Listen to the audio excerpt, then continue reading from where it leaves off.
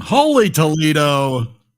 Hello. Hello, Dan Rosenberg. How are you?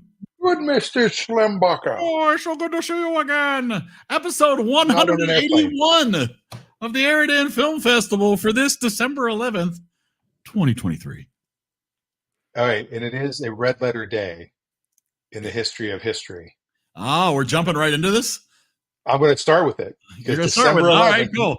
Let's buy a little time. December 11th, 1987 was the last time I threw up. All right, so I'm going to have to switch the, there we go. Yes, and for Hanukkah, because 3 years ago it hit on Hanukkah, and my brother-in-law bought me a little gift from Cameo. No, not George Santos. He got me the J. Peterman. Hello there, Dan. J. Peterman here. Well, I understand that a very important anniversary is about to surface. According to Tim and Sarah, you are celebrating, count them. Since 1987, you have not vomited. I tell you, my friend, that is a monumental achievement. Oh, I tell you. And especially in this year of 2020, which could have induced that act at any one moment. In fact, the other afternoon, I tried to take a nap, and my wife made me sign a do not resuscitate order. Oh, yes, this year has stressed us to the limits, yet you have gone through the entire year without the need for a poncho. I admire you. I tip my hat to you, my friend. In fact, the last time I remember a story about vomiting, I was off to Papua New Guinea there with the little naked natives of Bantu Besh. Oh, yes, diminutive in their size, but not in the scope of their wisdom. For they were trying to teach me how to master the most primitive of jungle weaponry, the blowgun.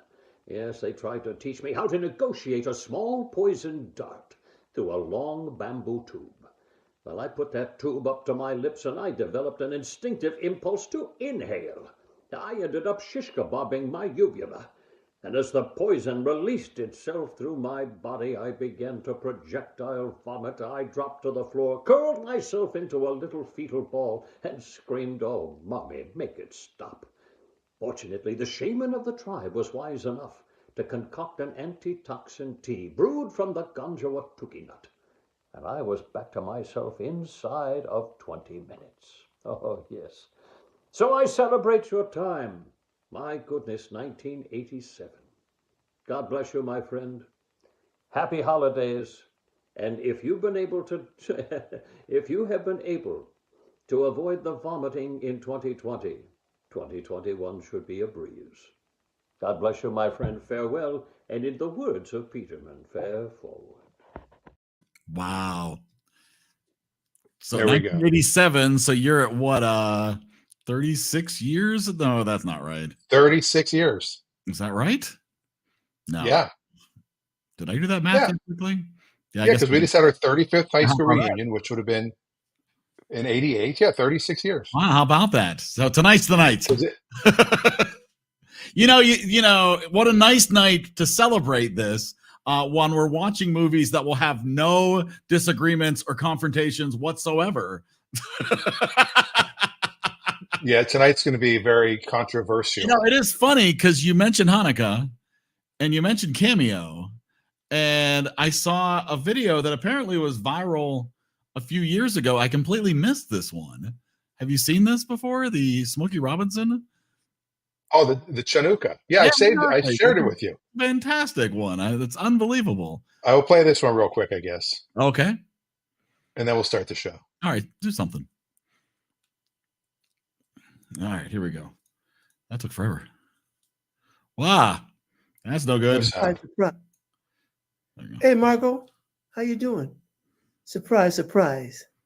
This is Smokey Robinson. I know you didn't expect to hear from me, but I was contacted by your sons, Jeff and Jared, and they wanted me They told me that you used to live in Detroit across the street from me. And gosh, that's beautiful. How are you doing again? Nice talking to you. But anyway, you're living in Vancouver now. And they wanted me to wish you happy Chinooka. I have no idea what Chinooka is, but happy Chinooka because they said so. Anyway, God bless you, babe, and enjoy Chinooka. Have a wonderful time. Wow. How about that? I totally missed that one. So there you Wow. go. Oh, geez. And now I've exploded the world. Here we go. There we go. There we are. Back. All right. Welcome back. Welcome back. We should get started. We should tell people they can join us at EriDanLive.com. You can join us. You can be on the show. You can be in the chat like Brittany already is. No, not Brittany. Sorry. I've already started. I've already gone downhill. Rebecca, thank you. She's here just for the arguments over Die Hard. And Adam's here. So join us in the comments. Join us at EriDanLive.com. Be part of the show is what we're saying. We're going to bring some people in. We're going to get the night started, shall we? We shall. So let's go. One ring to rule the moon. One ring to fight. It's Brittany. Hey, Brittany. Brittany. How are you?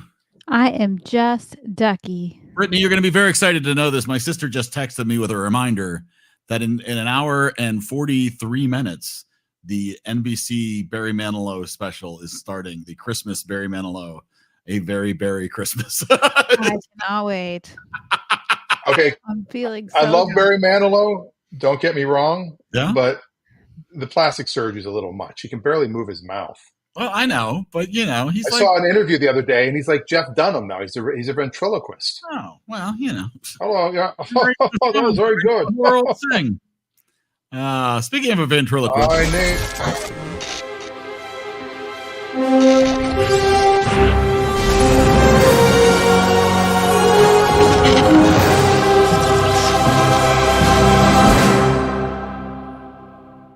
Brian is here.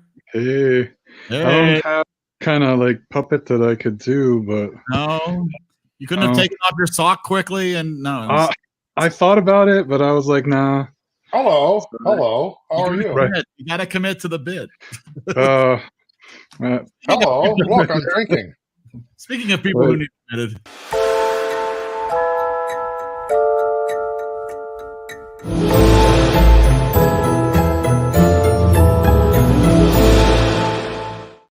Amanda's here. I'm so excited that you are here tonight. A first-time Die Hard watcher. I mean, and Brittany, you too, right? Is this your first time?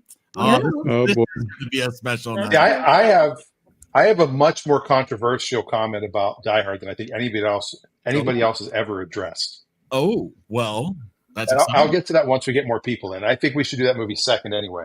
I agree. Okay. But maybe Speaking of movies, speaking of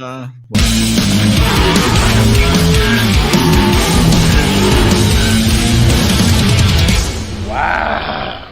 Let's do that again. all right. I Way. love that intro. It's so good. Wade the It's so Donkey good. Killer. How you doing, Wade? Good. Stacy's in a meeting right now, so she'll be Oh, wow, that's all right. She's a very important lady. Yeah. That's all right. We'll wait for her. No, we won't wait for her. We're gonna jump in. I don't know how long it's going to be. They've been talking a while. It could be months. So we don't want to wait for that because we don't. So we're gonna start. And I think, Dan, you're right. I think we're gonna start with Noelle from 2019, rated G. Anna Kendrick and Bill Hader. Shirley MacLaine, come on now. Mark Lawrence directed and wrote this play. We have no idea how much money they lost or gained on this because it was on Disney Plus. Critics at a 55, audience at a 58. And this was brought to you in part by Brittany. Brittany, why Noelle? I didn't realize the scores were so low on that. I think I want to say the first time that we watched it was when Mina was home from the NICU and we were sleeping in the living room and just all night long watching Christmas movies just to keep the noise because she was used to it. And it just showed up on Disney Plus, and I was like, "Oh, this looks fun. What is it?" Because I like Anna Kendrick. We've seen her in a bunch of stuff, and she's good. And at first I was like, "Oh man, like this is gonna be like the whole like women can be Santa too. Like you like anything you could do, I could do better. Like I don't know. Like I didn't know where it was going. I was like, this is gonna be really cheesy and really dumb. And it was definitely cheesy, but it was like an adorable cheesy. I don't know. I loved it, and like her using the sign language and just know it like that was I was like sobbing. I was bawling. I don't know. It was cute. Well, this is the beginning. Like Disney Plus started in 2019, didn't it? Yeah. Yeah. So I mean, think this was so. one of their first like original movies when the platform first became available. Yeah, but I don't Yeah. remember seeing it until we moved into this house, which was at least 2020. And I don't think we saw it until the year Mina came home. So it must have already been 2 years old. And I don't think we even we probably didn't have access to Disney Plus before that. So Well, I haven't seen it since 2023. I mean, it took until then. So well, I was gonna say, was this like was this definitely week. my first time seeing Me too. Noelle.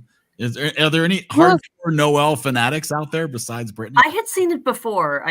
Not like a few years ago. I've only seen it once before, so I'm not going to say I'm fanatic, but I enjoyed it before and was happy to get to rewatch it. I really had a good time with this movie. I thought it was a lot of fun. I enjoy Bill Hader. I enjoy Anna Kendrick and almost anything she's in. I mean, yeah, it's a G movie, so it is certainly family friendly. Because Disney Plus started. This was before Deadpool was on Disney Plus, so they were definitely starting in the G realm. You get Shirley MacLaine. This is at least our second Shirley MacLaine movie. Well, you also have, Bill Hader, very, very talented. Oh yeah. And he's also what's her name? Kenna Kendrick, whatever her name is. Kenna Hendrick. Kenna Hendrick. Yes, that's it. The world famous Kenna Hendrick. Chinooka. Kira Sedgwick. They started dating after this movie. Oh, a little over. Yes. They're brother sister thing. They're brother and sister. That's disgusting. Well, he's dated a lot of his co-stars apparently. Oh, wow. He's a smooth talker. Yeah. Yeah, I've seen this a few times. We're living in the house with Reagan. And, Yeah, I couldn't even get her to watch it with me this time because what? she's watched it too many times. But yeah, it was. I think we probably saw it when it first came out, and it's cute, and it's a cute Christmas movie. Yeah, it's cute. It's got a little elf influence in there, right? Like obviously, somebody from the North Pole experiencing things, for the first time, right? So you get a little of that, but I mean, it is super sweet. I cried. Yeah, I'm not gonna lie. Did we all part? I cried at the part with the sign language. Obviously, I think we all cried at the same time. Yeah, that was the part. Also, it's one of those stories where the heir isn't very good at whatever they're doing, and then the second in line is. Yeah. Oh, this is an interesting case where like the heir is kind of incompetent at what he's supposed to be doing, but like it's super not his fault. He just didn't happen to be the one who inherited all of the Christmas magic powers. Right. Like you kind of feel bad for him that that no one ever considered that like the other child might have inherited all of the good magic stuff. Yeah. Yeah, I mean, like Prince Henry has hair, or Prince Harry has hair in real life, and the other one doesn't. Right? So, yeah.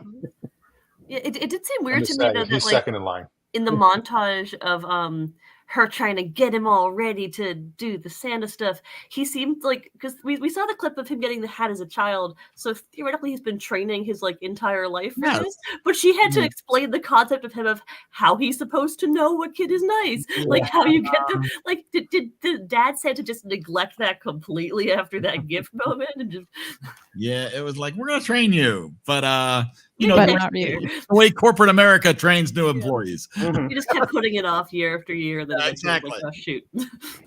Well, the other issue is Santa Claus died. Like, couldn't they have him retire? He's just too old. he broke his leg this year, and one of the kids has to take Well, over. I think it's an interesting concept because they don't say how old he is, Right. right? But I think it is an interesting concept that there's been generations of Santa, and yeah, Santa is, I mean, not necessarily human, but not necessarily does not have eternal life. Yeah, and I do think it would have changed the dynamic a lot if the old Santa had been around, because he could just like answered all the questions that they had. So the fact that the two of them had to try to figure it all out for themselves is kind of what made the movie. Yeah, it made it funny. I mean, Arthur Christmas, I guess, implies Santa death, because we see that there's been a lot of generations of Santas in Arthur Christmas, and only one grand Santa's alive. So you assume that all the other ones are not just retired somewhere. But well, my mom has a comment. Santa always came down our chimney and then walked over to the Gentiles' houses nearby. He left small gifts and candy for us. He did for thank us, because I think we were the only ones that had a chimney. I think that's what the issue was. Yeah. Her favorite part in the movie is when Noelle came down the chimney to the Jewish house and they're eating Chinese food. That was fantastic. Yes, that was awesome. You know, Adam. You're going to go straight to it. Adam's going to be Adam's going to be the Grinch. Shockingly, and I apologize, but this movie was awful and sucked. I did not enjoy watching this at all. A waste of Bill Hader. I agree that Bill Hader was more of a regular.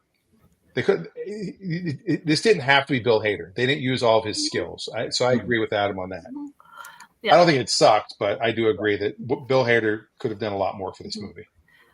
I do think Anna Kendrick was very well cast for this. I think she did very well at the naive but hopelessly happy and positive and eating the sunscreen. Well, you absolutely get the sense that this part was written for Anna Kendrick. Yeah. And the Bill Hader part was written for some random white dude.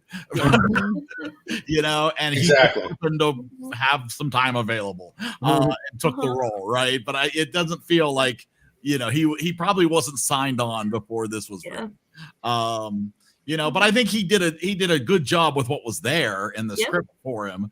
But I mean, obviously he runs off for half the movie, so he's not even in a good portion of the movie. So I guess the real question is this an action movie? Oh, there's some action.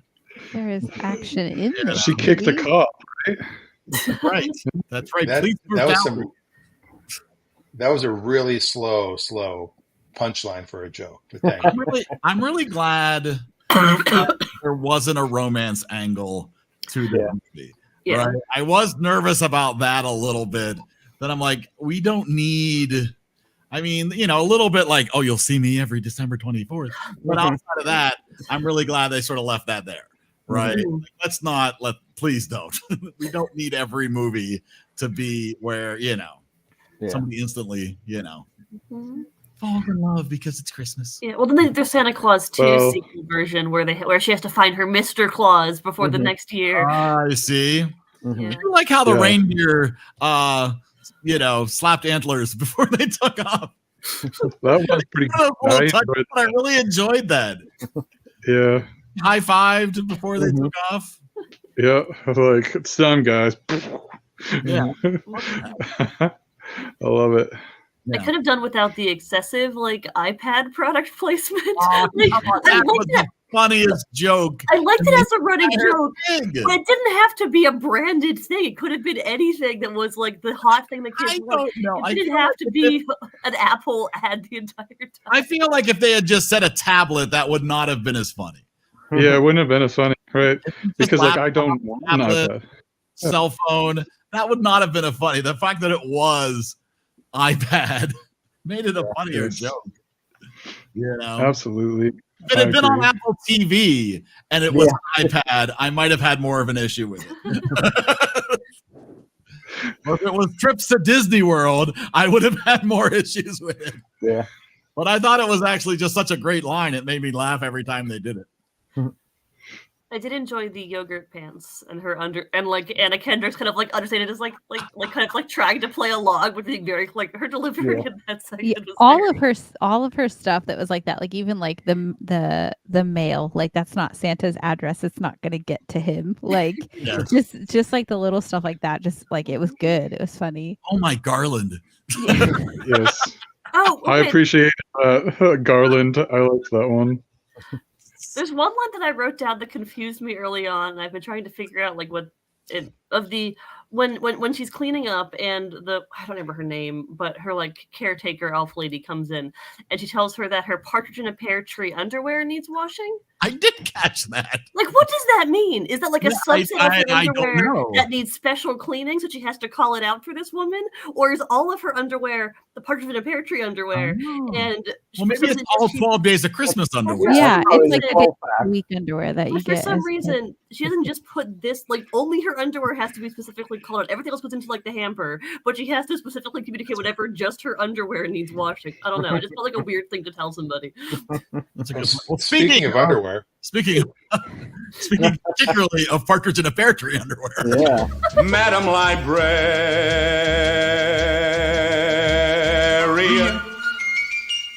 Not a librarian. It works in libraries. Thanks, Amanda. Casey. I'm gonna give you a time, Colin. Uh-oh, not content to be in the comments anymore. Get ready, everybody. In the beginning, there was.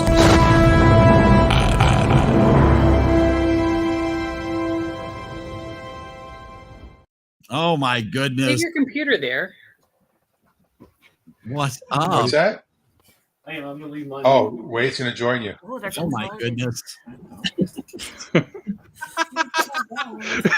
it frees up. That could free up a screen for us. That's true. I know Dave said he'd be late. I don't know where Scott is. Scott was definitely going to be here. Well, I'm sure Maybe he's waiting. I think he said he was going to be late, They right? just don't want to talk about Noelle. They're just Look at the giant waiting thing. until Die Hard starts. Oh, geez, maybe I should go turn off. Huh? He's a hardcore Noelle. Yeah. He's got all his Noelle There you merch. He's got a. All right. Well, we can watch him come back into the room. There you go. You did the wrong thing. That was really weird the way that they did And he's gone. I'm so Okay, Adam, what I see your shirt says something a-holes. What does it say beneath the beard?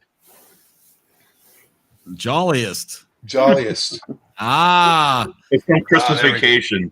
Christmas Vacation. Yes. Jolliest bunch of assholes this side of the nut house. There you go. Well, welcome. It's my So Christmas shirt. we are, as we do say every week, it's 23 after. We should probably score this first one. All right, let's jump to it.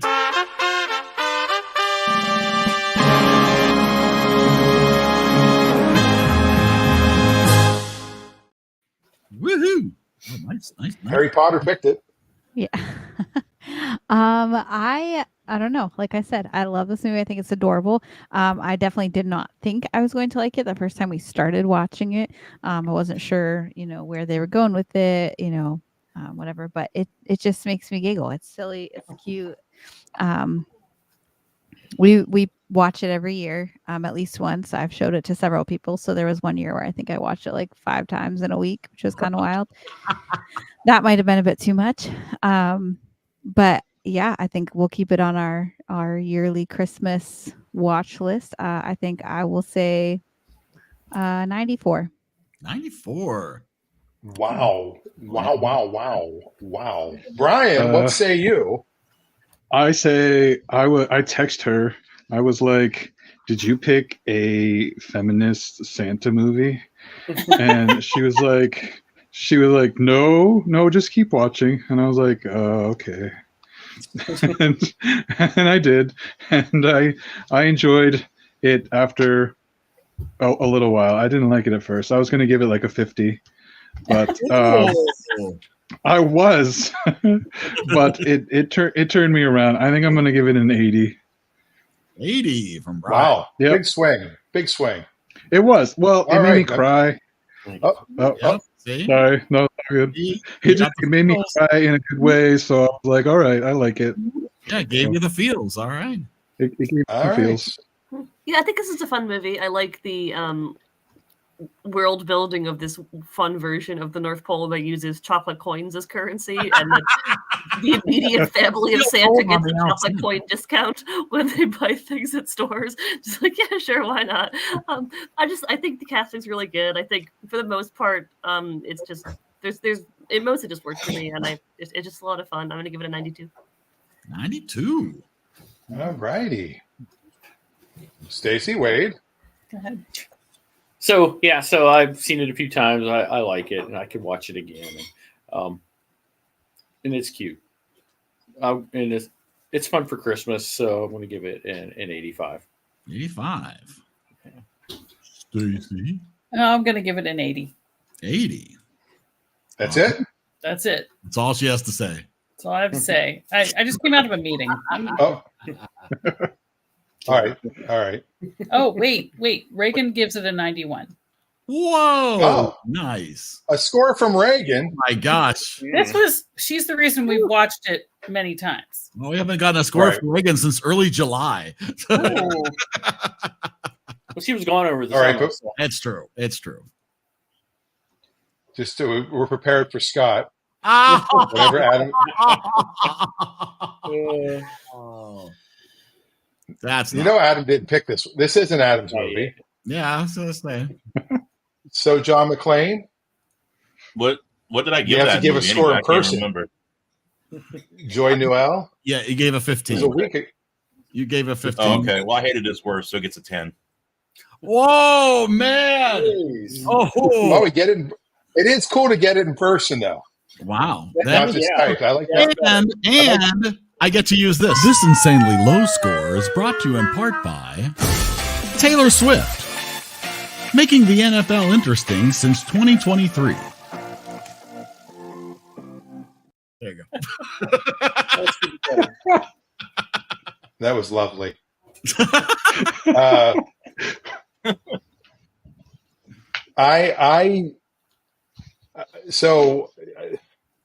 What a waste of Bill Hader. I think he's one of the most talented people. The story of Bill Hader, he was in an improv or a sketch group in LA with Nick Offerman's brother. Nick Offerman from Parks and Rec. Yeah. And a friend of a friend named Eric Filipowski. And the three of them had the little sketch group. And Nick Offerman and his brother, they came to support his brother, and his wife, Nick Offerman's wife, is Megan Mullally from Will and Grace. And she went to the sketch show, and she called Lorne Michaels personally and said, "This Bill Hader guy's amazing. You have to get him on SNL." And that's how Bill Hader was discovered, because he was in a sketch group with Nick Offerman's brother. If I'm Nick Offerman's brother, I'm pissed, actually, because they came to see me, and he became Bill Hader. And Barry is an amazing show, which I haven't finished yet. So I look forward to finishing that. This movie was cute. I agree, but I'm going to give it a 75. 75. Could have been better.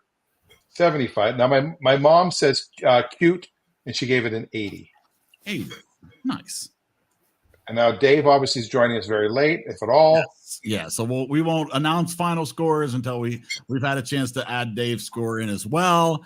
I really had a great time with this. I was surprised. I've been avoiding this movie since 2019 because I thought maybe it was going to be super corny and cheesy and maybe annoying. And it wasn't. And you would have been right. Things. I had such a good time with it. This will definitely be in our regular rotation. So I'm going to go 86. All right. 86. All right. So there we go. Are we going to move on? So Scott, was that really your score? Are you really giving it a 15? We got to wait for Scott. Scott has to actually type in a number. Yeah, you have to put in a number. Or come on screen. We haven't seen you. Well, it's true. We haven't seen it. People are dropping like flies. All right. We ready? We're going? We're doing this? Yes. All right. Die Hard. Bruce Willis, Alan Rickman, a bunch of other people. $28 million in a budget and $143 million worldwide. critics and an audience tied at 94. Chosen by Adam. So Adam, Die Hard. Go for it. Why are we watching Die Hard? I honestly, I knew we had been talking about doing it for a while, and I know there was some controversy about if it's a Christmas movie or not. So that's pretty much why I pulled the trigger on it. But nice. I mean, outside of that, though, like it's probably in my personal opinion, probably one of the best three, like top three action movies, probably of all time, in my opinion. I mean, it redefined for me. Well, not just for me, but I mean, it redefined the genre where you didn't have to be like Schwarzenegger or Stallone to be like an action star. And I mean, it was, kind of a lot of the stuff in the movie that happens is, I mean, yes, a little bit's a little far-fetched, but it's kind of practical, that, this guy just, is trying to like kind of, just, figure out how to, battle these terrorists while basically having nothing at his disposal, Right.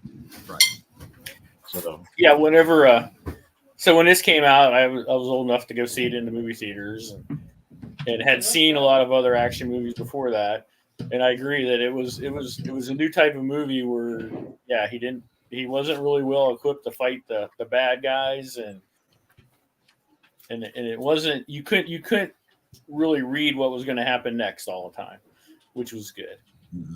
It just happened to be portrayed at Christmas time, and I think they said it came out in the summer, which probably is true. It did. And then I just think it's kind of funny now that it's coming out at Christmas all the time. Well, I think too, from 1988 on, every movie that was an action movie was Die Hard meets blank, or Die Hard in a shopping mall. Sudden Death, that was Jean-Claude Van Damme, was Die Hard at the Civic Arena, or Die Hard during a hockey game. Everything was Die Hard at blank. Yeah. There was a Wesley Snipes movie. It was kind of along those lines too, where he was on an airplane or something. Die Hard on a plane. Yeah. Yeah. So it became a formulaic movie after this. My biggest complaint about this movie is there has never been a company in the world that has their Christmas party on Christmas Eve. Right. Everybody's home. Everybody's gone by Christmas Eve. Like nobody's working at Christmas Eve. It's the offices are shut down the whole week before. 1988, man, things were different in 1988. Well, and they were Japanese. That kind of makes a little. You could kind of almost see that happening. In the Japanese Maybe. Speaking of Japanese. Wow. Speaking of working Japanese. I'm sorry, Dave. This conversation can serve no purpose anymore. There you go. Hello. Welcome to the show. So we already did Noelle. We waited for you, heard. Dave. Did Noelle first. Yes. But that was one of my complaints. And the other thing was, they did everything possible to make it so he was wearing no shoes and in his T-shirt. Yeah. It was hilarious. Like they set that up from the airplane ride on. They set that up. Yeah, but honestly, it's not like you saw that coming. Like when that conversation happened on the airplane, you're like, I bet you he's going to run through glass later. Yeah. Right. I remember even the first time seeing it, it was like I didn't really until that happened. You were like, so that's why having no shoes on is really bad. And have you done fist with your toes?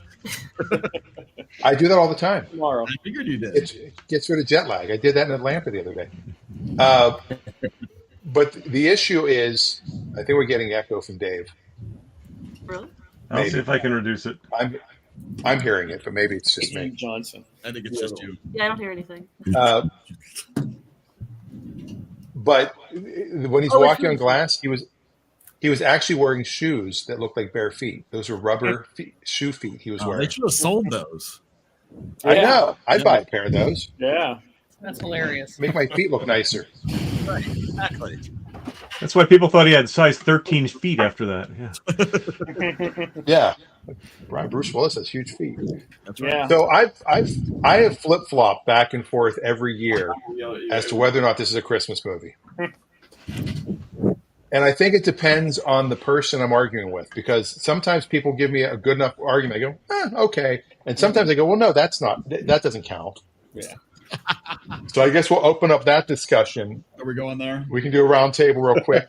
I guess we'll start with Adam, since he picked it. Is it a Christmas movie, yes or no? Oh, no. Yes. Adam says yes. Brian?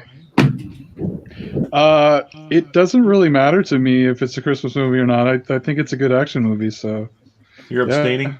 How about that? Abstaining. I'm abstaining. Yeah. He's voting present. Okay. Amanda?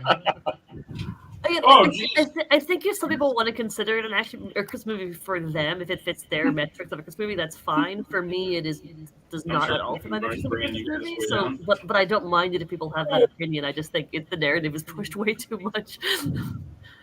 So that's a no. Stacy, Wade? I say it's a Christmas time, but I don't know if it fits the genre of an actual Christmas movie. But I like it either way. There's a lot going on. Oh, I'm gonna roll one. I like it as a Christmas movie. Like, considering it was the first time I watched it yesterday, ever. I like because it was set at Christmas time is the only reason. But if it's not, like Reagan was talking to me, and she said if the theme isn't Christmas, it's not Christmas. So I'm like, that's a good point. But I can say it's a Christmas movie for those who do not like things like Noelle. All right. Brittany? Yes. There you go. And we already know Dave's answer. Eric? Does Dave want to comment about his answer? To me, whether something's a Christmas movie is less about the music that's playing and what decorations are in the houses and all of that, and more about what kind of story is it telling and what kind of message is it portraying. And much as I love Die Hard, and I consider it an excellent movie, it's not a Christmas movie. All right. Eric? Well, I have a bit. You buy the bit, then you buy the routine. Actually, I read earlier today that 20th Century Fox actually considered marketing it as a Christmas movie. They did not. They ended up releasing it in July. But so they had considered some alternate names. What they might have named the movie. Oh, here we go. So one of the things they considered Slay Hard. Slay Hard. Absolutely, that was kind of obvious. Christmas Carols. I don't know if I like that one very much. I don't think that really works. Up on a rooftop that's rigged to explode. There you go. Up on a rooftop, rigged to explode. Angels we have heard on the high rise at the Nakatomi Plaza. No? How about the first No Shoes? All right. And my personal favorite, Please Not Be Dead. Okay. That's my favorite. That one wins. There you go. You see? Please Not Be Dead. It's all the marketing. I do feel that I can just picture Charo singing it.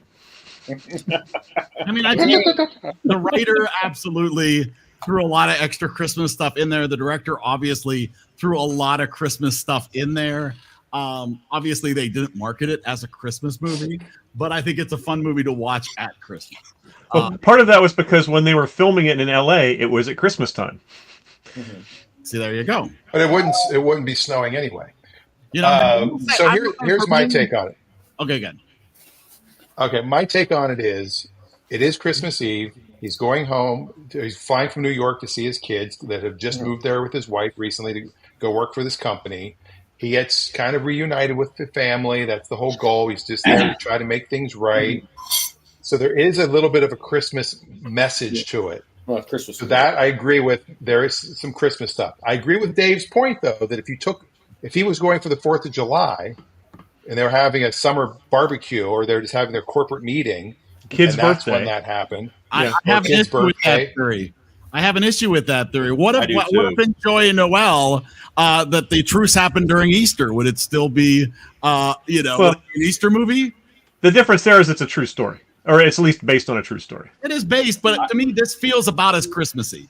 right? I feel In Enjoy Your Noelle, there is a plot point about bringing Christmas trees into the trench. There are these Christmas songs are not just like background playing; they are actually singing them, and they are like, and it is the shared Christmas like cultural musical knowledge that is a unifying factor. Like I feel like it's more central to the plot Enjoy Your Noelle than it is in Die I feel you could easily take that out of that as easily as you could have taken this out of. You can't take the music out of Enjoy Your Noelle. The difference is, if you tried to take Christmas out of Joyeux Noël, it would be a much lesser movie. I think you could take the Christmas out of Die Hard and it'd be just as good. See, I don't think so. I don't think See, so. but the whole like ho ho ho. Yeah, thing yeah, in there's the like a elevator, joke. That's one joke. but it was a good one. I mean, that's yippee-ki-yay, mofo. Yeah, instead, okay, Happy Purim, does that make it? In fact, the screenwriter, when the screenwriter tweeted that it was a Christmas movie, his response was actually, yes, it's a Christmas movie because they rejected the Purim draft. Nice. Very nice. But I also don't care if people consider it a Christmas movie or not. It's really not important. It's really some people like to argue to the point where it is not. And Dave, you shared the clip from the Bruce Willis roast. I shared part of it because they only show part of it on YouTube because it's got a bit of an obscenity after that. Yes, and let's remember that Bruce Willis that was written for him. Mm-hmm. That was scripted probably on a teleprompter. Mm-hmm. And he did say afterwards, it's not a Christmas movie, it's a Bruce Willis movie. It's a GD Bruce Willis movie, yes. Right. So it's not like he's saying it's a 4th of July movie or it's a non-holiday movie. I think it's a holiday movie. I think it's based on a holiday. And so I would say for the people that think it's a Christmas movie, you're right. For those that think it's not, you might be slightly right. But I think the people that say it is more right. That's my political answer. I will say that I think this controversy hurts the movie, though. Yes. I strongly agree. Yeah, as someone who had never seen this before, but has spent the past 10 years hearing it's a Christmas movie. You should totally watch this at Christmas. It's the best action movie and that's like the best Christmas movie ever. There's so little Christmas when that's your expectation. Right. It does hinder the movie a lot. The one thing it does do, and I think part of the reason the director and the studio fan this is it drives interest every year. Mm-hmm. Yeah. Well, it's in the theaters now. Yeah. Which surprised us. Mm-hmm. I would say what Amanda just said really makes sense. That if you look at it as a Christmas movie, and that's all you look at it as, I'm losing my train of thought. But yeah, you were right with what you just said. If you went into this exactly. expecting a great Christmas movie, you might easily come out disappointed. It is a great action movie.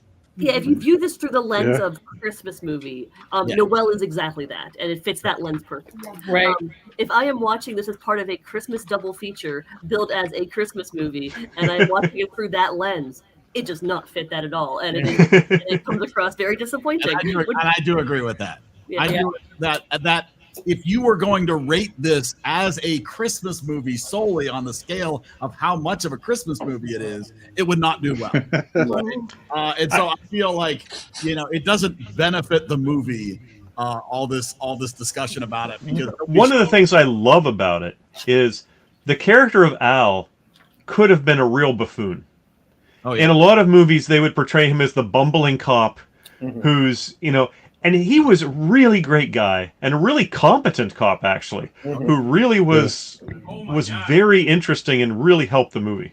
That was probably one of my biggest complaints, I think, about the movie was how competent he was and how incredibly stupid everybody higher up was. It was in the end, the FBI. Zero sense. There's no question that the other cops in the FBI were absolute morons.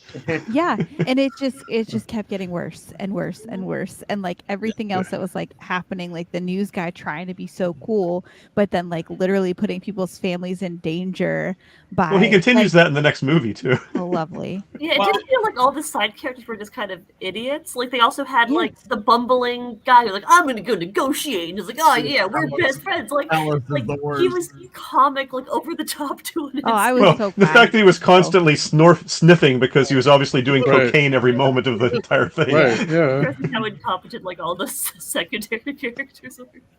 Hans, Bubba, And let's not forget. Put the gun away.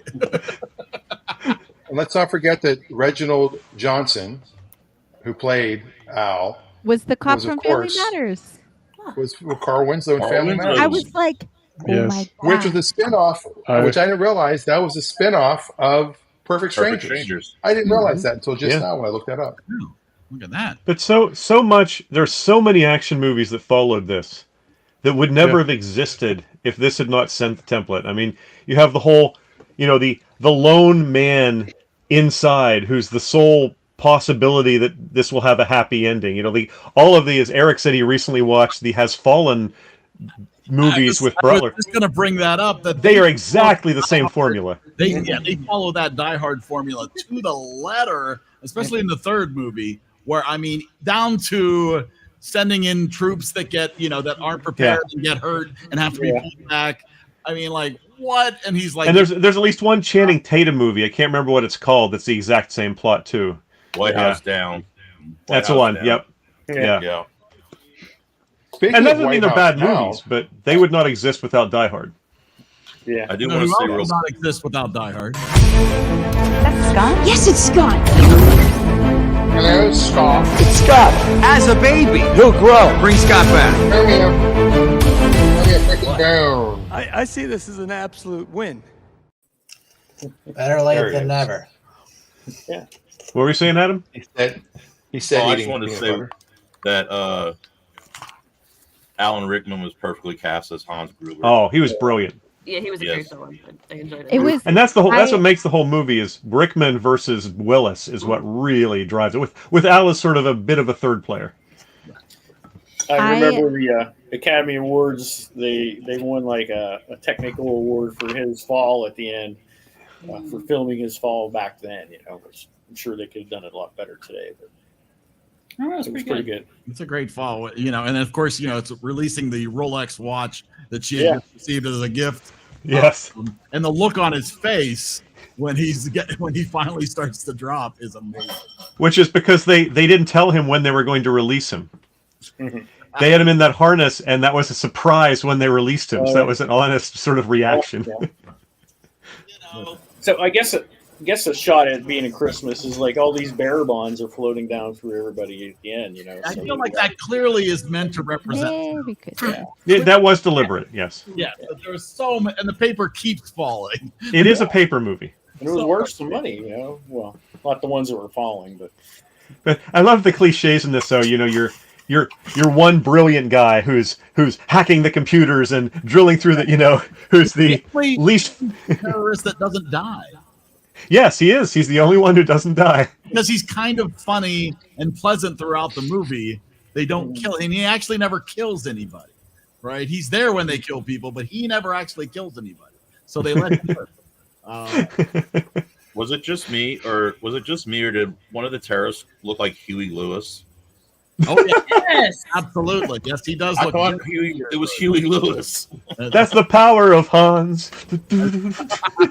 Oh yes. I was trying to think of who you were talking. Yeah, you're right. Yep. Yeah, it looks like Huey Lewis. And wasn't the reporter the EPA guy on Ghostbusters? Oh yeah. Yes. Yeah. We commented on that when we were watching Ghostbusters. How he was initially upset that people were like cursing him out in the street because he played such a jerk. And then he went on to play jerks in subsequent movies and probably made quite a career of it. Did you get that?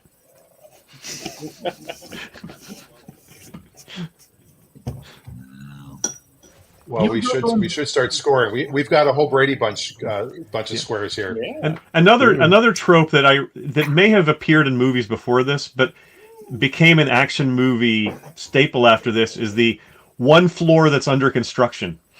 Yes. So that you're walking through and you have the nail gun, or they didn't do a lot of that in there, but that whole thing then became an action movie standard. Adventures in Babysitting had the same thing. Yeah. He was the fake security guard, right? The guy who would sit at the front desk. Yeah. I think they also do that. They make it easy for like set design where they can have multiple floors. They each shoot it all on the same floor. And that building is in Century City, California. Yes. And when I first moved to LA, I lived in Woodland Hills, and there's a place called Warner Center, and the buildings look very similar. And everybody at the car dealership I worked at was like, yeah, that's where they filmed Die Hard. That's where they filmed Die Hard. I was like, really? So I started telling people, that's where they filmed Die Hard. And they were like, no, it's not. They were we didn't have time to watch all of the extras, but we watched a little bit. I listened to a little bit of the audio commentary from the special effects guy, and he was talking about the fall and how it's almost impossible to get a stuntman to do a fall backwards. That they just will not agree to that. They want to see where they're going for safety reasons. So Rickman, that's part of the reason Rickman agreed to do his own fall. But he basically said, I'll do it and I'll do it once. But then the director managed to convince him to do it a second time, and the special effects guy said he honestly wasn't sure which take they used. But it was a giant blue screen mat that he was falling into, so they could then, mat that out. But because of the slow motion and everything, they had to have these massive lights, just incredible amounts of horsepower on the lights, because this was film stock days, and they probably were only about 250 ISO. So they really had to light the thing like crazy. Beautiful. Beautiful film cinematography. It is. It's really I consider it one of the all-time great action movies. I'm not sure whether it's number one, but it's definitely very close to the top. Yeah. Yeah. Yeah. Yeah. Yeah. Yeah. Yeah. Well, let's score this sucker. Yep. All right. Let's start with Adam. Go. Let's go. I'll be quick. Yeah, like I said earlier, it's probably like top 3 action movies all time for me. The leads in it are great. Bruce Willis, Alan Rickman, yada yada yada. And it's just, I mean, like, it set, well, it didn't set the standard, but it basically, like I said earlier too, it kind of redefined the action movie genre, where you don't need to be like, Schwarzenegger with a, big machine gun just mowing down everybody. Here's the guns right here. Here's the guns. It opened the opportunity for Dan to be in an action. I must break you. And it started a franchise, which, sad to say, it's hit or miss after this one. But this first movie though is like just perfect. So I'm gonna give it 100. It's great. I love it. I went out and bought the box set Friday just so I can watch them all. There we go. 100 times better than Cats. Amanda? Yeah. First time viewer. You're going to be lower. So I need to say that this is not my favorite genre of movie. So even if it is a very good action movie, I get bored when it's mostly just action as the thing to watch on the screen. And a lot of this was just an action movie. I do think the characters were very good. Like, I liked the villain. I thought a lot of the interplay was very good. But, like, I started watching it last night and then paused it after an hour because I got kind of bored and wanted to do something else, which is not a great sign. And as I said, viewing it through the lens of a Christmas movie does hurt it a lot for me. The fact, like, I think if this were chosen at a different time of the year, not as part of a Christmas double feature, I would be rating it higher. But ultimately, I am rating this as a Christmas movie right now. And that's not the sole, I'm not solely rating it based on how Christmassy it is, but it is hindering the score. So that being said, I'm giving it a 58. Woo, 58. Ooh. Amanda pulls the Adam roll for this particular film. It's almost 50. So it was the first time I saw it. What is happening? What was that? That's what I want to know. Wow. What is It's the first time I saw it, and I've seen a lot of action movies over the years, and I can't believe I I've seen didn't. a lot of action over the years. And I'm not going to rate it as a Christmas movie. I'm not going to do that. just put it in, because it's just a movie to me. Even though it has Christmas in it, it's whatever. It was good. I really enjoyed it. Most of it, Alan Rickman really added to that. And I forgot how much I liked Bruce Willis back in the day. He was funny, and I appreciate that. The 80s stuff, the hair, the stupid party where everybody's being an idiot. I've never been to an office party like that, ever. They don't do that at libraries, I guess. They have it in Well, how many office parties did you go to in the 80s? Actually, I think I had 2 in the 80s. Oh. Yeah. So I was working at Lender Services. So. Oh man, it should have been just like that. Oh, just on the day before Christmas Eve at 2 in the afternoon. Yeah. Yeah. Yeah, I'm going to give it an 88. 88. For a 1988 film. Perfect. I was going to say that was the year it came out. Yeah. So again, yeah, like I said, the first time seeing this, it was something totally different action wise. It did set the genre in, and like Dave was saying, everything since then, there's so much since then. It's kind of follows the same formula. And I can't really find too many faults with it, so I'm going to give it 100 also. Woo! Wow, I think that. Wowza! It's 100 times better than Cats, that's for sure. Wow! Wait, It's a million times better than Cats. Hey now.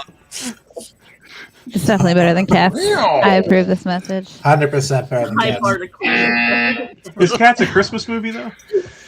No. There's a cat dying in it. This was Should have been a movie. my first time seeing this movie. Even though I think for years I've said that it was a Christmas movie, I never actually have seen it to. But probably just because in general to me, like the Harry Potter movies are Christmas movies too. I mean, they're not, but like we watch them at Christmas, so they are.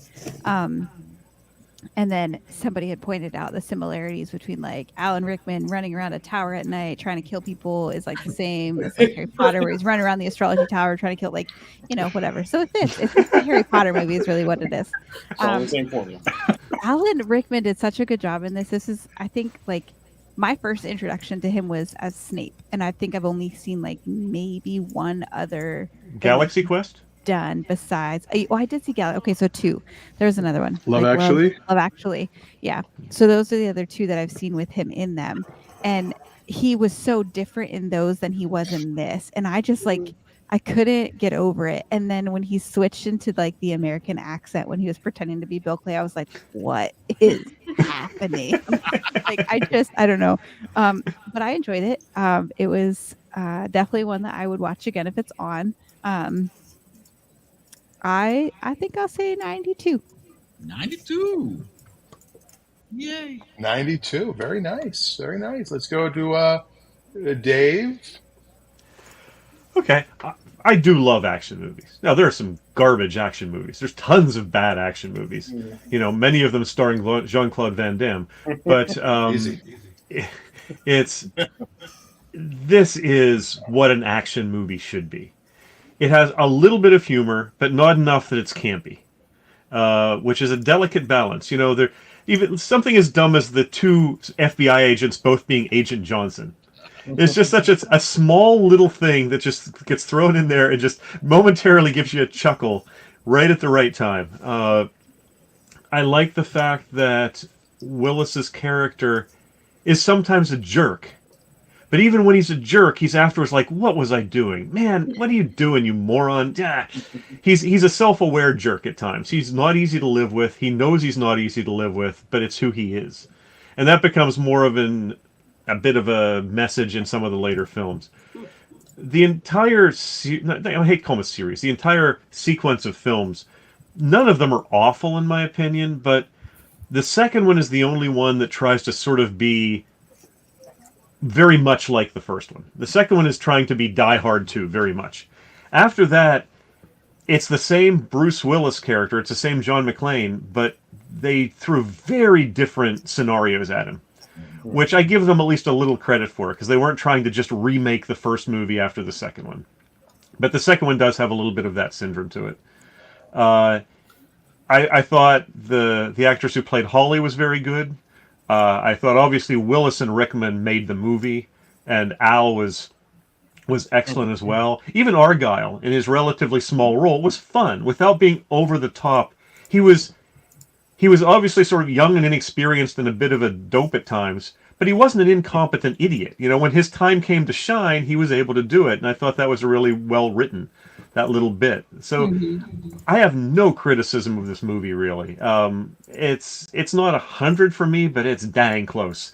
So I'm giving it a 98. 98 from Dave. Brian. I love this movie, definitely. Like one of the best action movies, I think, for sure. I'm trying to think of adding something new, but like everybody said everything. My favorite parts, I think, have already been said as well. Like I like the Argyle thing, where he's like runs the limo into the dude's car. I love when she punches the news reporter at the end.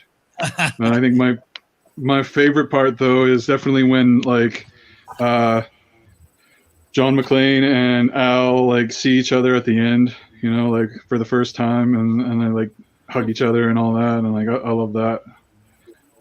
It's a touching moment, right? So, but I'm gonna give almost it a Christmassy.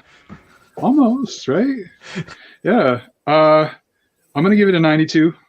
92? I love this movie. Definitely. Yep. 92 from Brian. Let's go to Scott.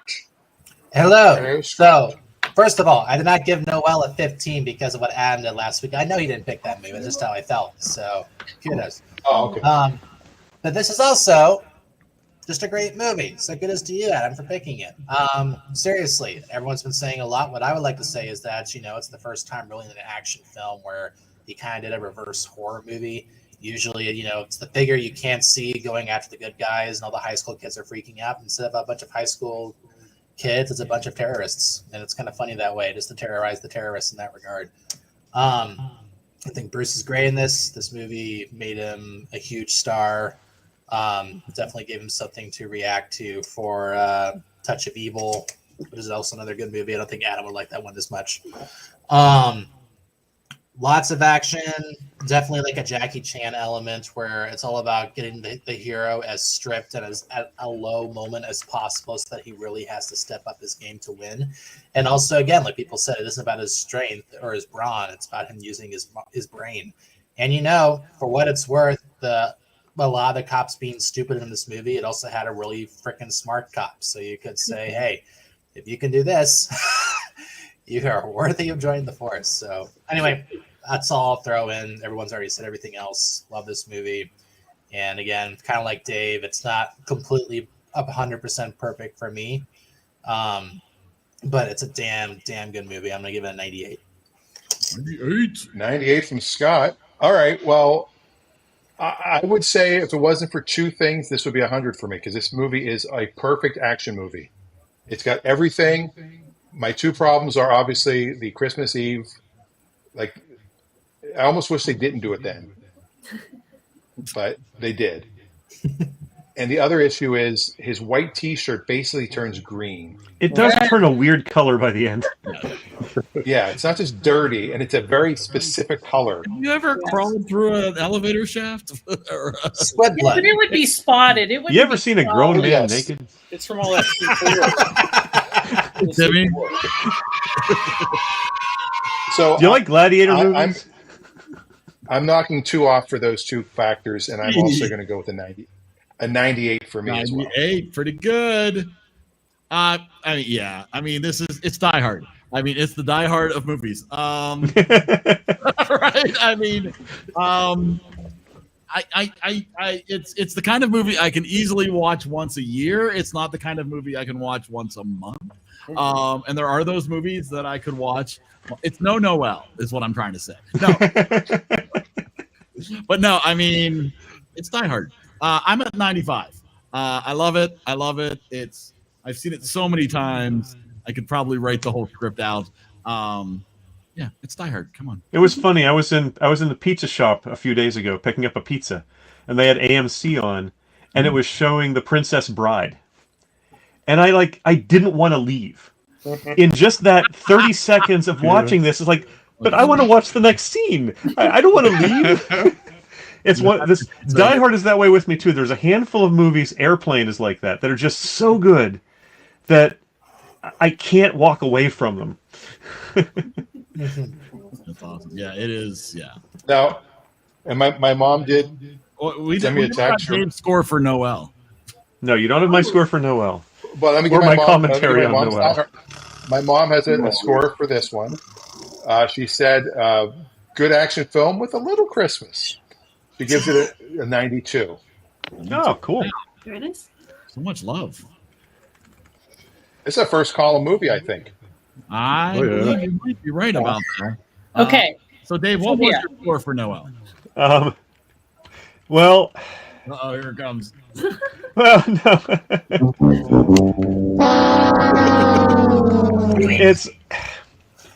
It's not a horrible movie, but it's not a good movie. It is so many Christmas movie tropes rolled into one. I mean, it's, you have the whole what I call the techno Santa subgenre of holiday movies, where you've got somebody who's trying to modernize. Arthur Christmas falls into that. Santa Claus the movie. There's some of that in Elf. It's that whole subgenre which is really almost played to death. So I really think Eichner's character in this is just uninteresting. But not as bad as Shirley MacLaine's character, who serves no purpose in the movie whatsoever. She could have been gone from the movie, and other than a few pages missing from the script, you would never notice the difference. Yep. It was clearly there because somehow they'd managed to cast her, is what it seemed to be, which was just weird. I think she probably lost a bet. It could be. I also thought of Miracle on 34th Street. You've got Santa who can speak any language, and giving Santa, someone who claims to be Santa or a Santa-like person, a psych eval. It was just so many of that. It doesn't mean it was bad. It was just so familiar in a not good way. The CGI was not good.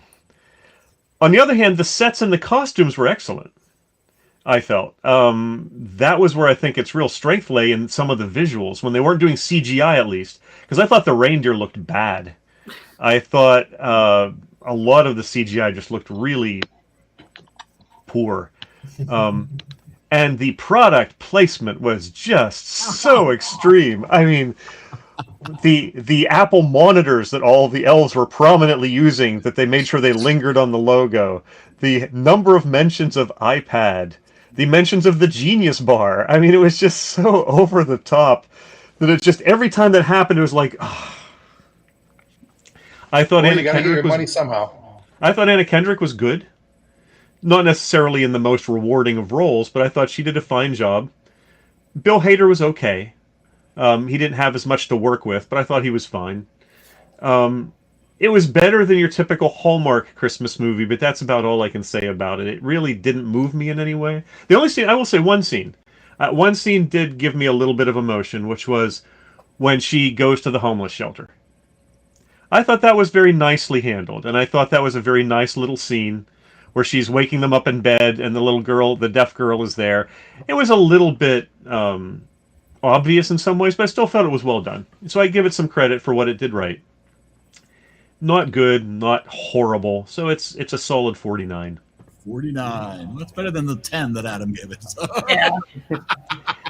There were some scenes I enjoyed, so I give it some credit for that, but there were a lot of scenes I was just like, oh. Just burnt out on those kinds of movies. That was me. To go back to Die Hard and how all roads lead back to Chuck in this house. Sergeant Al Powell makes an appearance in season 2, episode 11. He is the cousin of the Bymore manager, Big Mike. He plays Al Powell, the sergeant. He is a cop. That's clever. And then what? It's a Christmas episode. And no. And then season 4, episode 10, Chuck versus the Leftovers. I have my crib notes. Is Morgan is John McClane. Is that your tribute to Die Hard? You're writing the names on your arm? Totally. So That's where Chuck comes back. That everything. It's just boys' imagination goes back to. I don't know. It just cracks me up how the show is awesome with the stuff they do with Paying tribute to paying other tribute. movies Yeah, and there stuff. you go. Yeah. Well, the TV show Brooklyn Nine-Nine, Andy Samberg's character, Die Hard was his favorite movie, and there was actually one of the episodes where he had to crawl through, a vent, and he was like, "Oh my God, I get to be John McClane." He like rips his shirt off. He's wearing a T-shirt. All right, we'll look at some numbers now. Noelle beating out Take the Money and Run and The Holiday. And not quite enough to beat out The Goonies. But Bruce Willis and Company coming in. Wow. First column. This is Spinal Tap, 91.91. Push that thing you do out of the first column. It's such a shame. And then more disturbing is going to be looking at our Christmas movies, because this does put Die Hard on top. Woo! Christmas But why? It's not a Christmas movie. So there you go. Oh, Oh, that should be holiday movie. Sorry about that. I recognize. There you go. So it's a Holy Janeiro movie, but it's not. You see what you did there. All right. Now we got to get down to some business, because we've got 4 movies left in December. No pressure. 8 people who haven't chosen a holiday movie. So we're going to have to spin a wheel.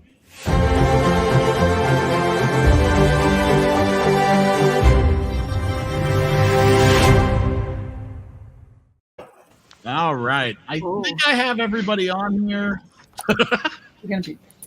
I think. Everybody on here. I'm only on there once. You are only on there once. I know it's unfair. No, you kind of stand too. So, hey, Eric. Yeah. Take Wade and I off. We will not be able to watch anything this week. All right. So there you go. Increased everybody's chances. So and Rebecca, last week I yanked her off the wheel, and then momentarily she said she wanted to be on. So I'm leaving her on there. I don't know if she's in the comments or not. So if she gets chosen, we'll find out if she's around. So let's give this a shuffle, and let's give it a spin. There it goes. So the first person who gets to choose one of the holiday movies for next Monday night is going to be, oh, look at that. It's Susan. Excellent. Mi madre. We already did Fiddler. Fantastic. Favorite best holiday movie. Yeah. And then we're going to give it another spin. And our second chooser for Is it next. gonna be an all Rosenberg weekend? Oh, it's a thematic. Nope. Ooh, that's going to be Rebecca if she's in the comments. So we need to find out if Rebecca's in the comments. If not, we will spin again. So we'll give Rebecca a few minutes, because there is quite a delay, as you are well aware. Oh, that felt good. Can you pull up the list of the movies we've already watched again for the holiday films? I certainly would be happy to do that. I happen to have that right here. Rebecca does have one comment in the comments. That was at the very beginning. Yeah, that was a while ago. Here, good, excellent. Well, Rebecca, you get to choose a movie for next week. And if she can come next week. Yes, hopefully you can join us next Monday night, December 18th. I will just have had a root canal, so we'll see how I'm doing there. You're going to feel great. So much like after watching Bad Santa. No, I'm sorry, good. Please watch the movies while you're still recovering from the painkillers and see how that that might make it all much more enjoyable. It's very possible. You had painkillers. It's the same one you just watched. Lots of movies that we have watched already to choose from. We did. Yeah, I found something online. Hold on, wait. Never mind. I'll find this in a second. Hold on, let me bring this back up so that that's still there for people to choose. And I'll see if I can bring this in this way. And something else. Da, da, da. Who's that girl? And Dan's made reference to this clip multiple times, and I've just found a copy the other day, and so I saved this in my pile of things that I save. Share with all of you right here. If it ever wants to load, which it doesn't. So, interesting choice from Rebecca. Oh, did we get a choice from Rebecca already? Hold on, really quick. Ladies and gentlemen, salt and pepper. What? Good job, Picard. That's not as good as Foo Fighters. Foo Fighters. Trapped in Paradise. Yes. What is that? John Lovitz and Dana Carvey. And Nicolas Cage. It has a 10% on Rotten Tomatoes. Oh no! Yeah.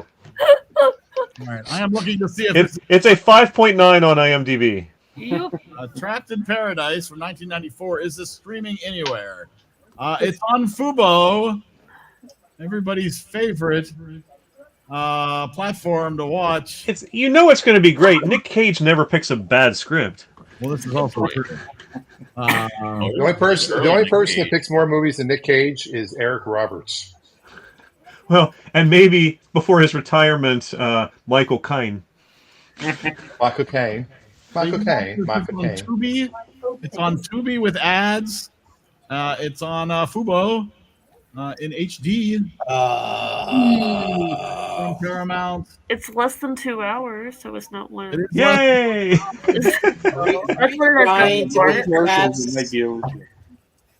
Trying to be cats.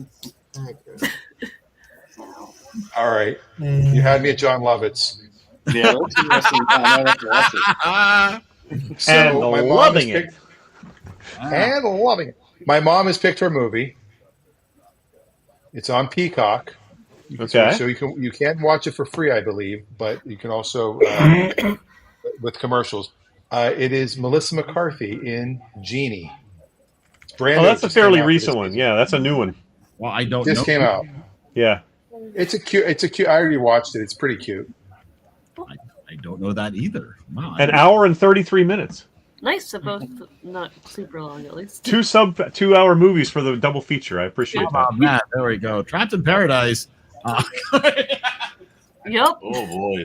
Woo! Getting a lot of love over there at Rotten Tomatoes. No, not that I would expect a movie starring John Lovitz and Dana Carvey to be a critical darling. Genie only doing slightly better. It's over 3 times better. It's a way better. It is 33 times better than. So, Stay strong, Adam. I mean, we got to the bottom of the barrel faster than I expected us to. there, Dave, you were worried we'd run out of movie. We peaked. I mean, Genie. You've got Melissa McCarthy. You got Alan Cumming. Mark Maron is in it. Luis Guzman. It's got some. It's got some players. Yeah, it's got some good actors. That doesn't mean it's a good movie. We'll see. I'll reserve judgment. No, as I said, you can't judge a book by its cover or by its Rotten Tomatoes score. Yeah. A team of all-star linemen can't throw the ball 50 yards. What? That's true. Hey, Scott, Reagan has the same Godzilla poster that you do. Same size, everything. The giant 72-inch Yeah. one? It's great big canvas. It is the poster to have. That new -1 movie looks fantastic. I'm going to see it this week. Now that I have a freaking break. Speaking of Reagan was hoping to be this out for week- Christmas so we could watch it on our Christmas Eve movie, but Is Godzilla versus Mechagodzilla a Christmas movie? Discuss. I mean, Mechagodzilla is technically a toy. Remote control.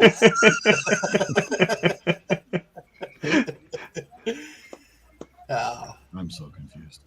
All right. I had a quick question. Oh, yes, Adam. Can you hear me? Yeah. I put it in the chat. I put it in the chat the other day, and I don't know if y'all discussed yet or what y'all going to do about the Christmas Day episode. Yeah. I think we'll have to do the 26th. I have to push to Tuesday. Oh, wow. Christmas Okay. is a Monday. I think. And Yeah. I think New Yeah. Year's Eve's a Monday also. Christmas Eve is not going to It be. is. No. Yeah. Day or New not. Year's Day is Monday, Yep. the 1st. yeah, we'll just I think we should do two. I think we should do 2 for Tuesdays. 2 Tuesdays in a row. That's a lot of Tuesdays. We could continue the holiday movies through there as well if we want to. Or not. It'll be a double feature anyways, won't it? It'll be a double feature Christmas anyway. movies, New Year's It's Eve. a double movies, feature anyway. yes. So just leave it up to the pickers if they want to pick another Christmas That's a movie good or not. point. That's a good point. If somebody feels they need a holiday movie, yeah. All right, so we'll be Tuesday the 26th and Tuesday the 2nd. I like it. All right. Sounds good. Maybe we just move to Tuesdays overall. Who knows? I work Tuesdays. That's just crazy talk. Double movie Tuesday. All kinds of garbage. Yeah. You must respect So what else? tradition. Before we call it a night, Eric, what else have we been watching? Oh, well. Dun, dun, dun, dun, dun, dun, dun.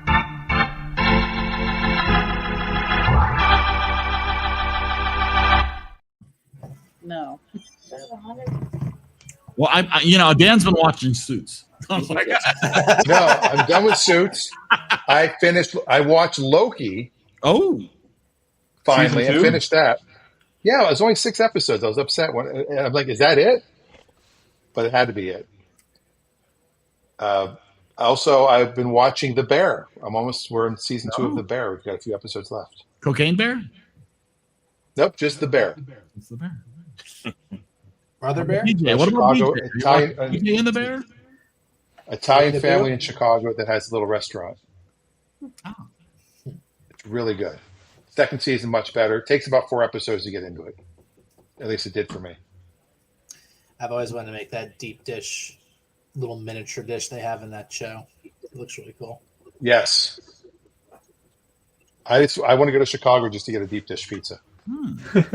I've actually never had a true Chicago deep dish pizza before. I actually will be traveling on Monday next week, so I might be calling from a train or a car. Where are you going? Champaign. My mom wants me to see her for her 60th birthday. Oh, Illinois. 60th birthday, really? She has a birthday right between Christmas and the New Year's. So, yeah. So Scott, your mom is the same age as Wade. Wow. Wow. So Wade's my daddy. Whoa! he doesn't really know. There's an EriDan shop shirt for you right there. Is Wade Scott's dad? Wade's my daddy. Wow. Oh boy. Oh shoot. We need some new shop merch. If he had any kids, because he was 29 when I met him, and I was just a young thing. Wow. And he said, "Not that I know of." Anywho. He's not wrong. Thanks, Dan. I mean, because he didn't know of any. Yeah. I'm going to put you in non-moving background. Wade's just not going to say anything for the rest of the he night. he knows when to keep his mouth shut. No, he doesn't. We're going to get Chris Springer in here and get this settled. It's a two-sided shirt. On the front, it just says, "Who's your daddy?" And you turn it on the back, and it goes, "Wade's your daddy." Where's more COVID? Wow. Wade, you are not the father. Oh, they were doing Jerry Springer shirts now? Well, I'm thinking. Well, he's not a father. He's a minister. There's a difference. Oh. Ladies and gentlemen, salt and pepper.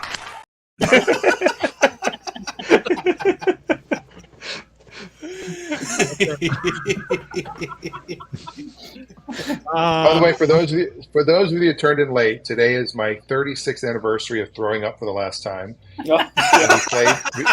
And Miss Peterman, you guys, Miss Peterman. And we played the Jay Peterman video, which I have to figure out how to post that online today in celebration. It's the annual. It's my senior year in high school. It's the only basketball game I ever missed. If you start playing a clip on StreamYard and you right-click, you can download it. I love how he goes into that big long story just to say that he skewered his uvula. Yeah, he does a nice. Have you seen all of the George Santos cameos? The people, Jimmy Kimmel had a bunch of them, and the fact that Fetterman had to make one was hysterical. Fetterman, Jimmy Kimmel's had to make a whole bunch of them. Yeah, Jimmy's had to make a whole bunch of. Or if that's the game with the audience with Kimmel is, here's what we told George Santos to say. Your question is, will he say it, or did he say it? Wow. I think he had to stop. I think his lawyers told him to stop. I wouldn't be surprised. Now that he's made enough money to pay their fees. Right. All right, you can stop now. Anybody else watching anything? I watched Hawkeye. I enjoyed that. That was fun. It's good, yeah.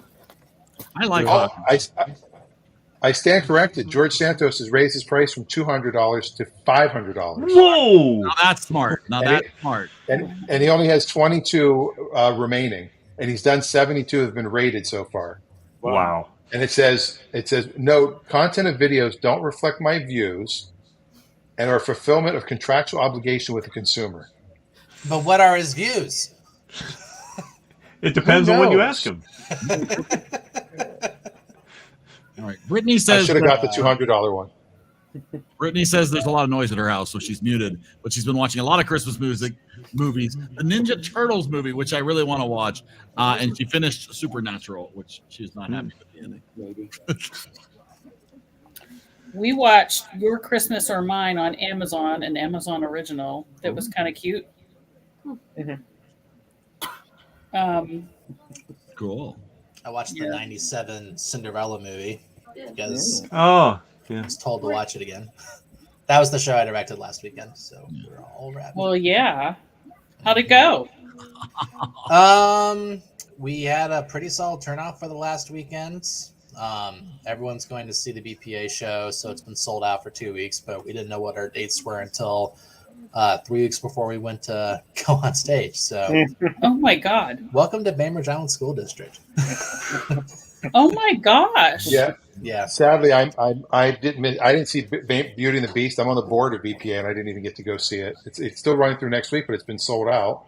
And then I was going to go to Cinderella yesterday, but my trip, and I didn't feel good after my trip, and my wife booked me for things I didn't know about. And I honestly thought I was going for another week still, but I was going to go see Cinderella last night, then decided I didn't want to. I believe you. Dan. I actually really did want to go. Sorry. I know you did, man. No, when you first said you were doing Cinderella, I thought it was Bainbridge Ballet doing Cinderella, and I'm like, I can skip that. But then when I saw his ovation, I'm like, I also directed that. I grew up on the.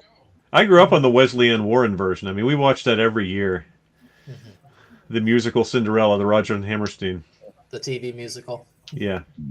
Yeah, that's how it started. People don't know that. And they got so popular that I went to the stage. And then they still have kinescopes of the prior year's Julie Andrews version. I wish that were in color. Yeah, me too. Sorry, Dad, you were saying? Just to plug again, I do have a show on January 20th at BPA. I believe Adam already got a ticket. And January 27th at the Roxy in Bremerton. Adam, did you get tickets for that one? Oh, not yet. Guess who's playing at the Roxy? So I can do the Dan. I can do the Roxy show. I'm going to be at my brother's bachelor party, the BPA one. Okay. All right. Barry told me what to wear. I started watching a TV show based solely on the name of the TV show. Scrolling through Netflix, one of my recommended shows was Warrior Nun. That was heavily hyped a couple years ago. Not bad. It's actually been pretty enjoyable. Yeah. Jeremy Irons, he's another grandchild to go to college, I see. Yeah. Yeah. Good time. Brittany, when you watch Supernatural, how did Max from the TV show It's a Lot do as playing Lucifer? Ooh. Like that reference? It's a very specific question. It's a very specific reference. It is. I think she's typing. Oh, okay. Good. Whoa. Yes. Yeah. Yes. I actually haven't seen that yet.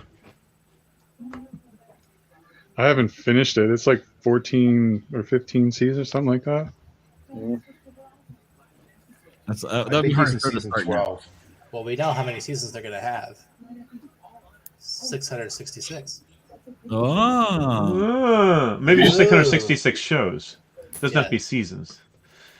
That might be easier, but it's the devil. Wait, are we talking about Dan's show or not? I'm confused. Yes, Dan is the devil. Oh. That's going to be season 2. This reference to Dan's sitcom pilot is brought to you in part by the all-new Era sedan. With a car this hot, you know it's a lot. That's fantastic. I just want to see the Christmas episode of It's a Lot. Oh, there will be one. Oh yeah.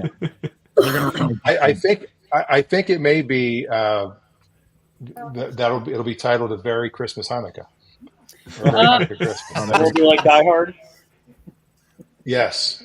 It's the end of the model year, and they're just trying desperately to get the 2023s off the lot. And that's when you find out By the way, that. Go ahead. No, go ahead. I was going to say that's when we find out that Tony celebrates Kwanzaa. My cousin, he loves Kwanzaa. He's very good. By the way, if you're gonna,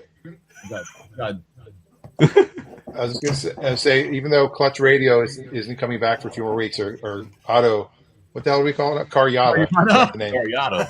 If you are going to buy a car, December 31st after 6 p.m. is the best time. Just so you know. Okay. We're coming up on the best time to buy a car. All right. Are they even open that late? After Yes, they'll stay open. You get there around 4:00 and just take your time. And they want to get out so bad you can get any deal you want. It's end of the month, end of the quarter, end of the year, and they want to go to a party. Best time to buy a car. Party that night. So, who else noticed the price of gas? $74.9, I think it was. $74.9. Very good. Yeah. Very observant. What? 74 cents? Where? In Die Hard. In Die Hard. Oh, yeah. Die Hard. Oh, I thought you meant in Pennsylvania. No. Die Yeah, Hard. that wasn't in '98 either, man. I don't know when they shot 88. that. That was 88. I mean, that wasn't 88. Right for Screw 88. you, 1988.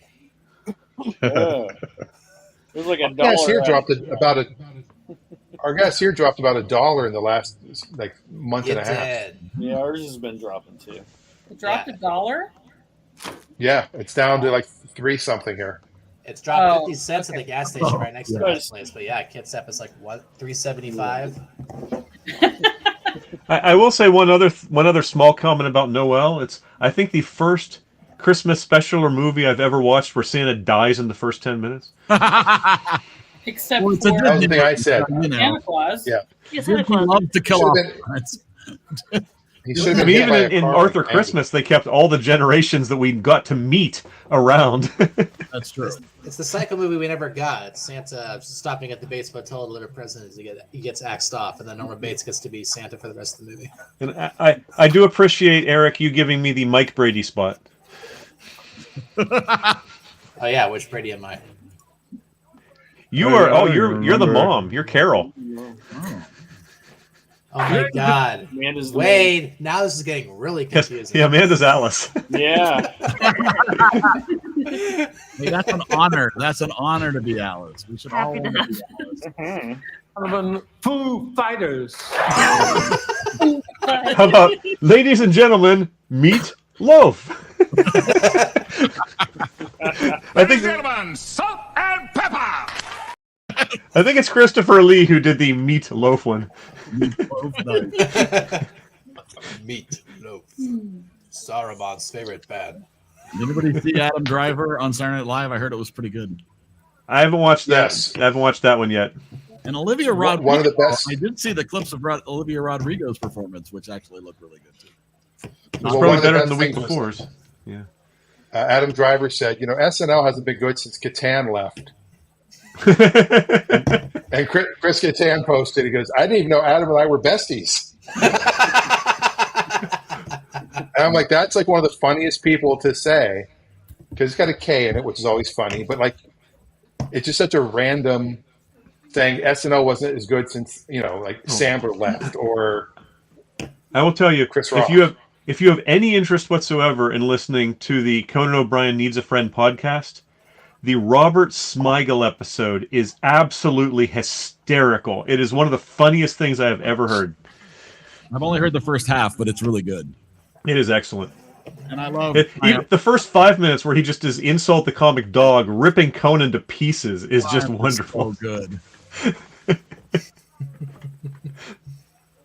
That's amazing. Awesome. All right, and with that pause, Yep. I think. Oh, it's I did time to watch. say Oh, I said goodnight. earlier. Never mind. I said earlier I watched all 5 Die Hard movies. I binged them all, one after another. Yeah, we saw your I will ranking. say- I will say it's weird because I didn't really like the second one. I liked the first one, and I know a lot of people didn't like the third one, but I really liked the Samuel L. I Jackson. like Samuel L. Jackson one a lot. I do too. The problem with the second one is they're really trying to remake the first one. Yes, it's Yeah, and then playing. And then the fourth one with him and Justin Long, it's not. It's pretty good because it's more modern day. But Yeah. the last movie was atrocious. I don't know why they made it. It was so bad. You know why they made it. I know, but it wasn't even. Most need some money. It was such a. It was like the movie was like an hour and a half long. It was such a fast movie. It's like his son's like in Russia or wherever, and he's arrested. And I've only seen it once, so I don't it's remember it too awful. well. Yeah, me too. It's bad. And I think it was PG-13, and it was just. Ugh. Is that the one where he launches a cop car at a helicopter? I think so, or he launched into a jet fighter, or I can't Something remember. like that, where it's like, oh, it's Fast and Furious now. What's going on? I would like to sometime pick a contrast to Die Hard. Pick one of the more Schwarzenegger-like action movies, like True Lies or Eraser or something like that, just to sort of see how the more traditional muscle-bound action movie plays out. True Lies was good. I like True Lies. It is. It is. Oh yeah.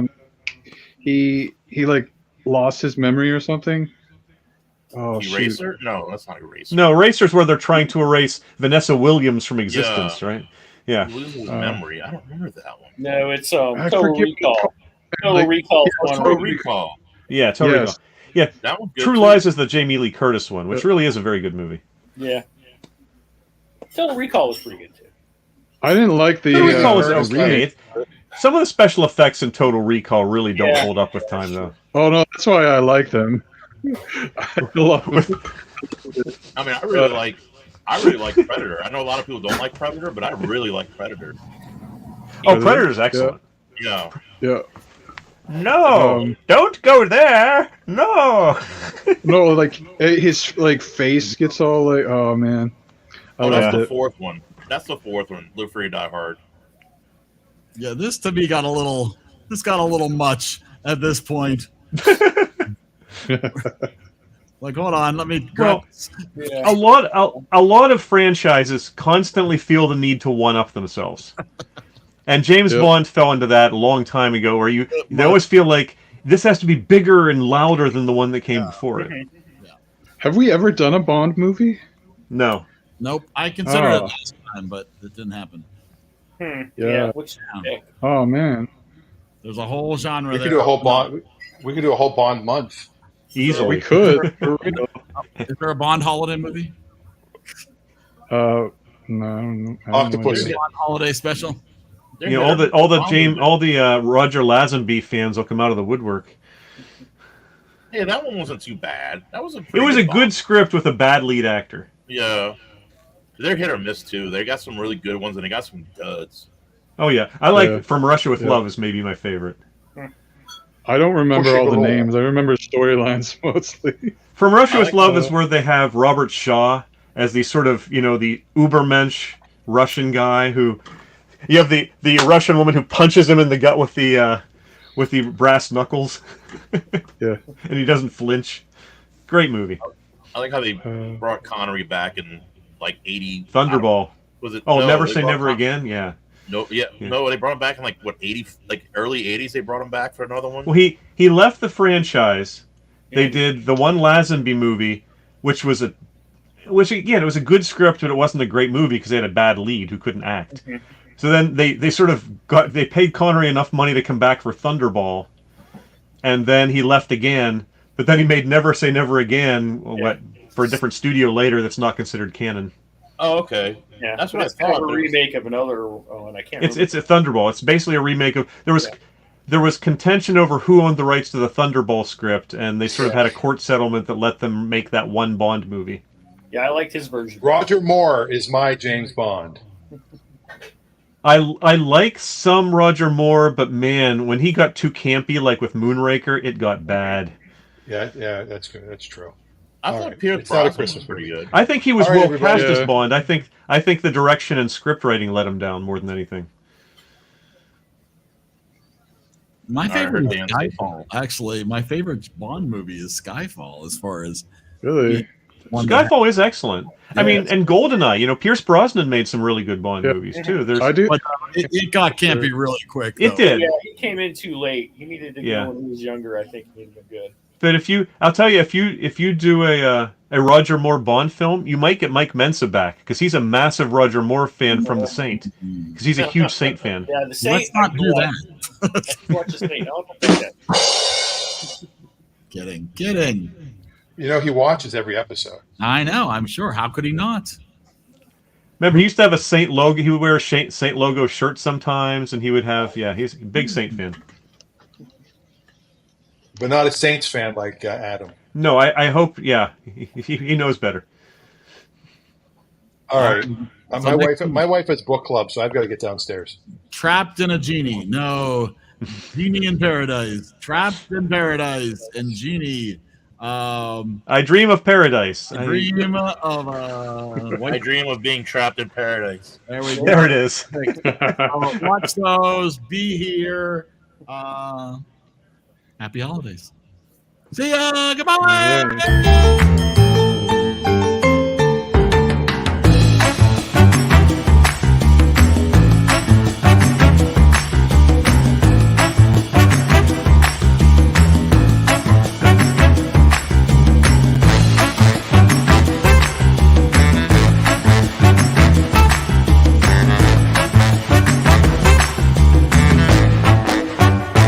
In case I don't see ya, good afternoon, good evening, and good night.